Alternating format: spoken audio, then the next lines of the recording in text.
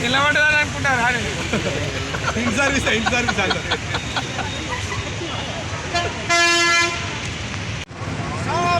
Federation federation ఐక్య పోరాటాలు ఐక్య పోరాటాలు ఐక్య పోరాటాలు సిఐటియు ఆర్టీసీ కార్మికుల ఐక్యత ఆర్టీసీ కార్మికుల ఐక్యత ఆర్టీసీ కార్మికుల ఐక్యత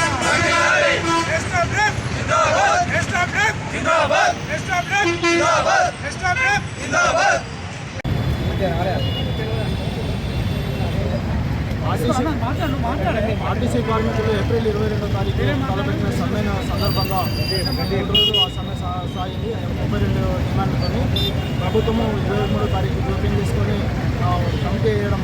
ఆ కమిటీ 24వ తారీఖు ఆర్టీసీ సంఘాలతో అన్ని సంఘాలతో సుదీర్ఘంగా చర్చ జరపడం జరిగింది. ఆ సందర్భంగా ప్రభుత్వ పరిధిలో ఉన్న 4 డిమాండ్లను పే స్కేల్ ఇతర సమస్య 4 డిమాండ్లను ప్రభుత్వం పరిష్కరించుకుంటూ మిగతా డిమాండ్లను ఆర్టీసీ యాజమాన్యం కార్మిక సంఘాలు కలిసి పరిష్కరించుకోవాలని తెలియజేసింది. అందులో భాగంగానే ఆర్టీసీ యాజమాన్యము అనేక పోరాటాలు స్టాప్ అండ్ వర్కర్స్ చేయడం ద్వారా ఆర్టీసీ యాజమాన్యం ముందుకు వచ్చి ఎగ్జిక్యూటివ్ డైరెక్టర్ల కమిటీ నిర్ణయించింది. ఆ ఎగ్జిక్యూటివ్ డైరెక్టర్ల కమిటీ సమావేశమై అన్ని యూనియన్లు ఇచ్చిన వినతిపత్రాల్లోని ఉమ్మడి అంశాలను 17 అంశాలుగా ఐడెంటిఫై చేసుకొని ఆ రకంగా చర్చలు సాగించింది. అందులో 12 అంశాలను ఉద్యోగ భద్రత కోసం కమిటీ వేస్తామని, అలవెన్స్లు 80% పెంచుతామని, రీజియన్ డిపో స్థాయిలో కార్మిక సంఘాలతో చర్చించి పని భారాలు తగ్గిస్తామని తదితర డిమాండ్లు 12 డిమాండ్లను ఎగ్జిక్యూటివ్ డైరెక్టర్ల కమిటీ అంగీకరించింది. ఎగ్జిక్యూటివ్ డైరెక్టర్ల కమిటీ అంగీకరించిన 3 నెలల తర్వాత కూడా ఇప్పటికే అందులో ఏ ఒక్క డిమాండ్ కూడా అమలు కావడం లేదు.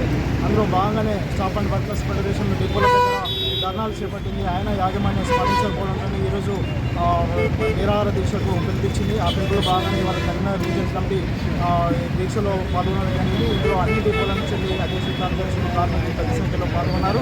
ముఖ్యంగా ఏదైతే ఆ డిమాండ్లలో కండక్టర్లకు డ్రైవర్లకు ఉద్యోగ భద్రత లేదు, ఇవాళ ప్రయాణికులు టికెట్ తీసుకోకపోయినా కండక్టర్లు సస్పెండ్ చేసే సంస్కృతి ఆఫీస్లో ఉంది.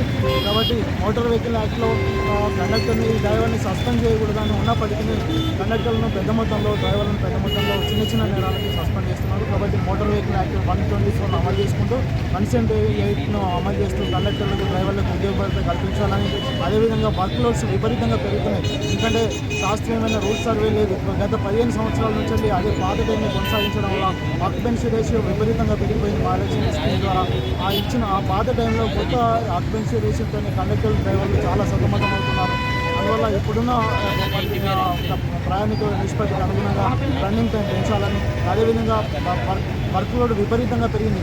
ఆ కార్మికులతో 8 గంటలు పని చేయించాల్సిన చట్టాలు చెప్తున్నా ఇవాళ 14 గంటలు 15 గంటలు చేయించుకుంటూ మళ్ళీ ఆఫ్ రోడ్ స్పెషల్ ఆఫ్ డ్యూటీకి రమ్మని కార్మికులమైన తీవ్రమైన ఒత్తిడి చేస్తున్నారు.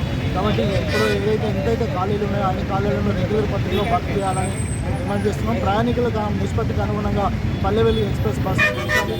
లేకపోతే కార్మికులమైన విపరీతమైన లోడ్ పడుతుంది. ప్రయాణికులు కూడా ప్రమాదాలకు గురవుతున్నారు. వాళ్ళు సక్రమైన సమయానికి రీచ్ కావడం లేదు.